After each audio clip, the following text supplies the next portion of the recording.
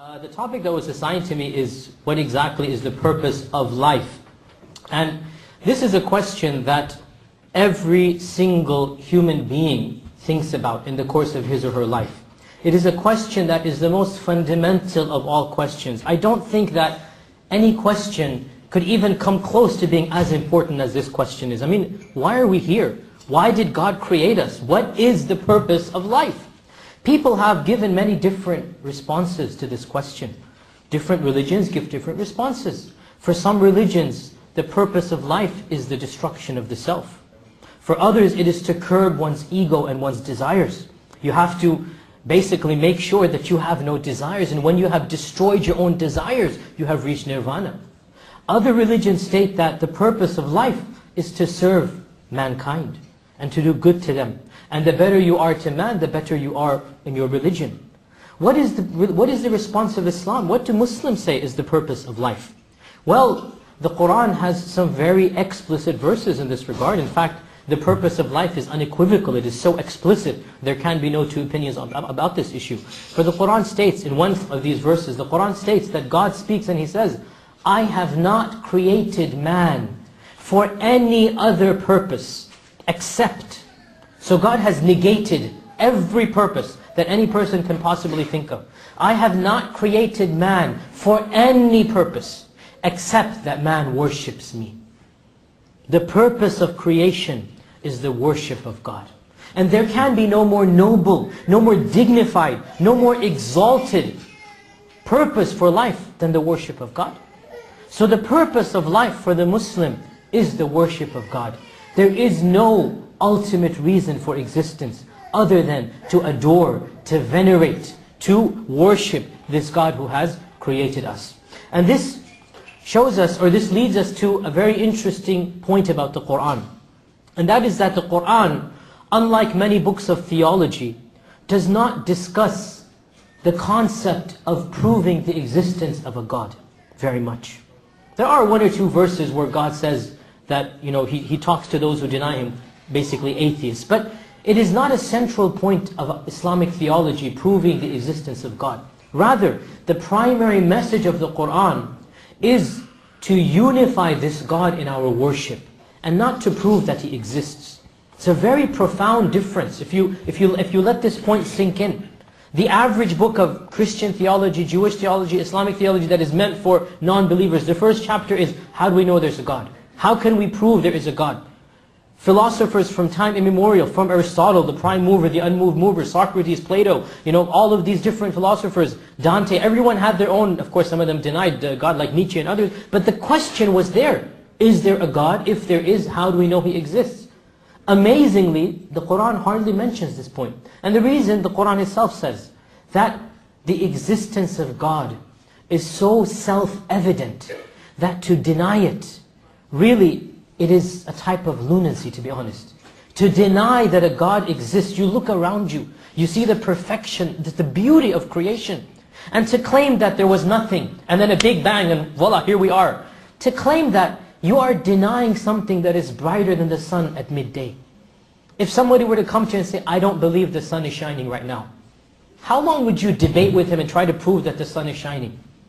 I don't think many of us would spend more than 5-10 minutes. It's like, if you're not going to believe the sun is shining, I don't know how to prove this to you. It's so self-evident and obvious. Well, for us as Muslims, the proof that the sun has a creator is clearer and brighter than the proof that the sun is shining in the day. Because God created the sun and all that is around the sun, including us. Life itself, the miracle of life.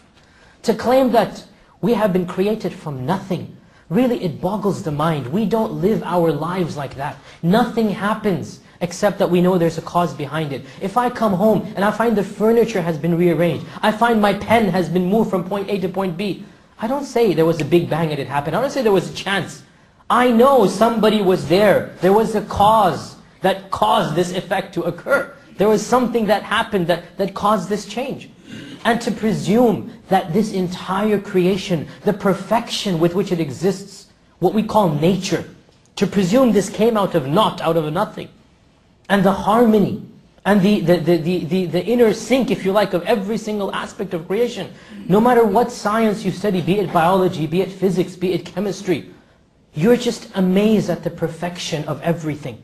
And what is more amazing is that all of these sciences are actually interconnected.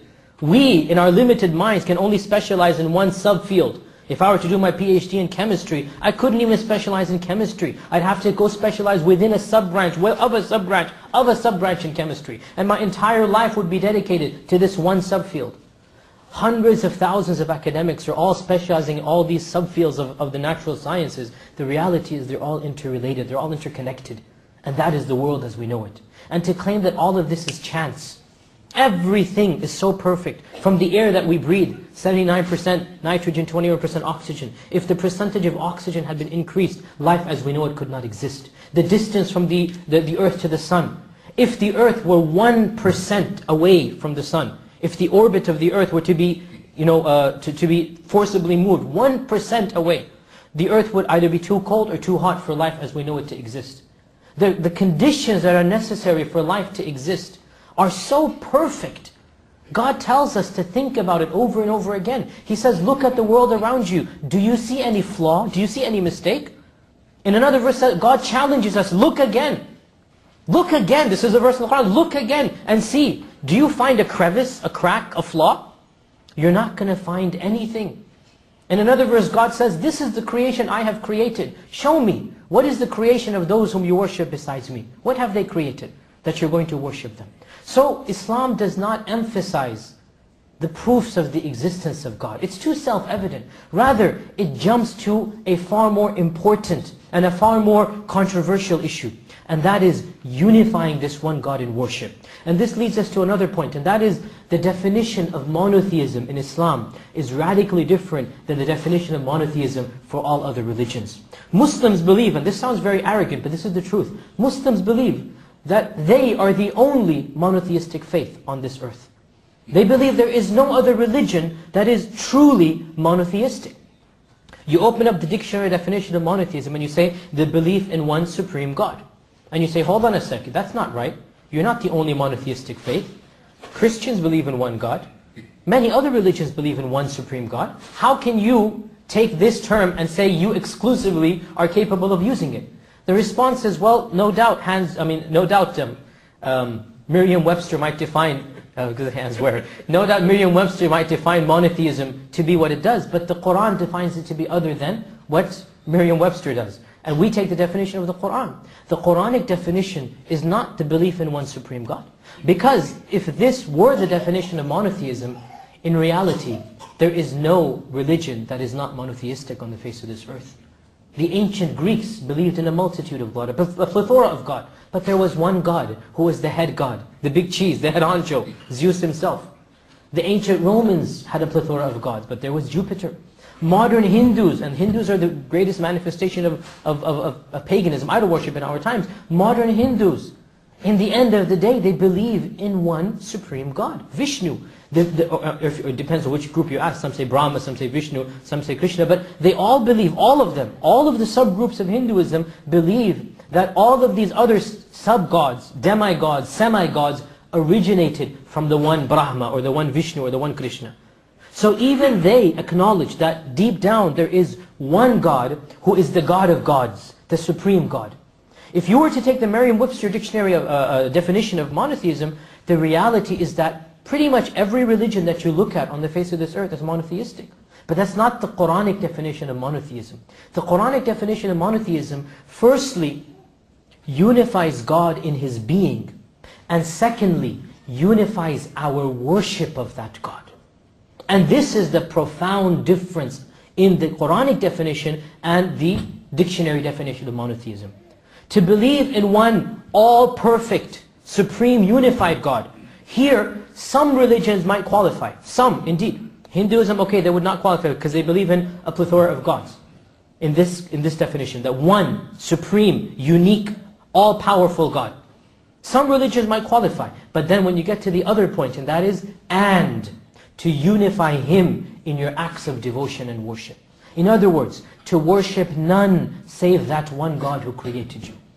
And this is where the Quranic definition and the dictionary definition of monotheism absolutely collide. Because for the Muslim to worship the Prophet Muhammad, peace be upon him, would make him automatically, ipso facto, a non-Muslim. If a Muslim were to come and to prostrate to our Prophet Muhammad, or he were to say, "Oh Muhammad, forgive me. Oh Muhammad, grant me salvation. Save me, oh Muhammad." If a Muslim were to say that, that act of his would disqualify him from being a Muslim. Why? Because he has contradicted the very crux of Islam, the very gist of Islam, which is the testimony of faith, La ilaha illallah, which I'm sure you have heard many times in the course of today's many lectures. There is no deity that is worthy of our worship other than Allah.